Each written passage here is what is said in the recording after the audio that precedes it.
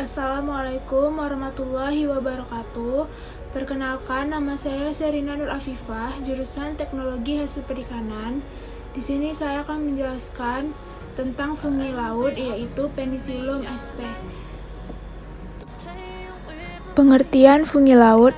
Fungi laut adalah fungi yang menyelesaikan seluruh siklus hidupnya di dalam laut atau tumbuh dan bereproduksi di laut atau estuari. Fungi laut memiliki karakteristik morfologi dan taksonomi yang berbeda dengan fungi terestrial atau geofungi maupun air tawar. Fungi laut dapat dibedakan menjadi fungi obligat dan fungi fakultatif. Fungi laut obligat menghabiskan seluruh tahapan hidupnya di dalam air, bisa hidup di lingkungan salinitas tinggi. Sedangkan fungi fakultatif adalah fungi darat maupun fungi air tawar yang mampu tumbuh dan bereproduksi di laut. Penicillium sp yang sangat berperan penting dalam lingkungan alam seperti pada produksi makanan dan obat. Penicillium ini menghasilkan penisilin yang digunakan sebagai antibiotik, yang dapat membunuh atau menghentikan pertumbuhan beberapa jenis bakteri di dalam tubuh. Penicillium sp atau dari Penicillus atau latinnya kuas adalah genus Amur ascomycetus. Spesies Penicillus ini adalah jamur tanah di mana-mana, lebih memilih iklim sejuk dan ada jika bahan organik tersedia. Umumnya dikenal sebagai cetakan dan merupakan salah satu penyebab utama pembusukan makanan. Banyak spesies yang menghasilkan mikotoksin sangat beracun. Beberapa spesies memiliki warna biru, biasanya tumbuh pada roti tua dan memberikan tekstur fuzi biru. Selanjutnya, morfologi dan klasifikasi Penicillium sp. Yang pertama, morfologinya.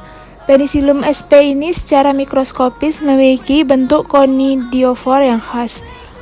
Konidiofor muncul tegak dan bercabang mendekati ujungnya. Penicillium sp memiliki konidiofor bercabang secara melingkar baik tunggal maupun ganda dan menyerupai bentuk percabangan semak-semak. Konidia dihasilkan di ujung dalam rangkaian, bentuk bulat. Konidiofor yang menjari dan terdapat 2-3 hifa percabangan.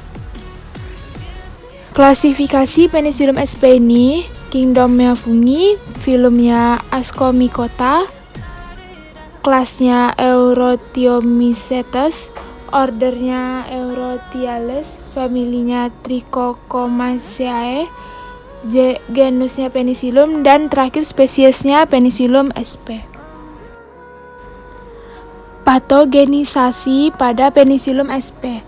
Mekanisme pengendalian Penicillium sp terhadap patogen pada umumnya adalah dengan cara kompetisi di dalam tanaman inang dan kemampuannya dalam memproduksi antibiotik. Penicillium sp dapat melindungi biji kacang polong dengan cara membentuk lapisan hifa menyelubungi biji dan memanfaatkan eksudat yang dikeluarkan oleh biji sebelum digunakan oleh patogen. Reproduksi Penicillium sp ini adalah jamur yang berkembang biak secara aseksual dengan membentuk konidium yang berada di ujung hifa. Setiap konidium akan tumbuh menjadi jamur baru. Konidium berwarna kehijauan dan dapat hidup di makanan, roti, buah-buahan, busuk, kain, atau kulit. Epidemiologi Penicillium sp ini merupakan mikroorganisme yang penyebaran sporanya dilakukan dengan bantuan air dan angin. Beberapa spesies Penicillium sp memproduksi racun pada makanan atau pakan ternak yang menyebabkan keracunan pada manusia dan binatang. Penicilliosis adalah infeksi yang disebabkan oleh jamur Penicillium marneferi. Kemungkinan penularan terjadi dari tanah dan tampaknya lebih sering terjadi pada musim hujan. Selanjutnya, ciri-ciri Penicillium sp. Yang pertama, hifa bersekat atau bersepta. Selanjutnya, miselium bercabang, biasanya tidak berwarna, conidiophora bersekat dan muncul di atas permukaan. Berasal dari hifa di bawah permukaan, bercabang atau tidak bercabang. Selanjutnya, kepala spora terbentuk seperti sapu dengan stegmata muncul di dalam kelompok.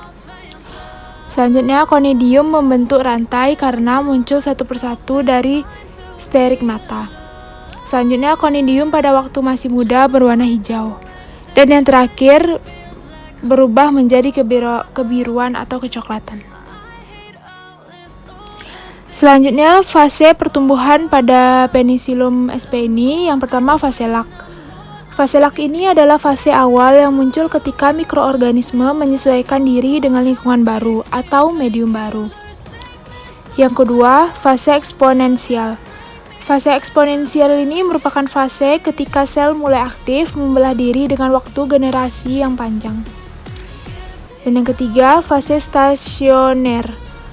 Fase stasioner ini adalah fase ketika jumlah mikroorganisme di dalam kultur tidak mengalami pertambahan maupun pengurangan, sehingga membentuk keseimbangan. Dan yang terakhir adalah fase kematian. Fase kematian ini adalah fase ketika sebagian besar sel di dalam kultur mengalami kematian dan lisis sel karena kehabisan nutrisi. Sekian penjelasan dari saya. Assalamualaikum warahmatullahi wabarakatuh.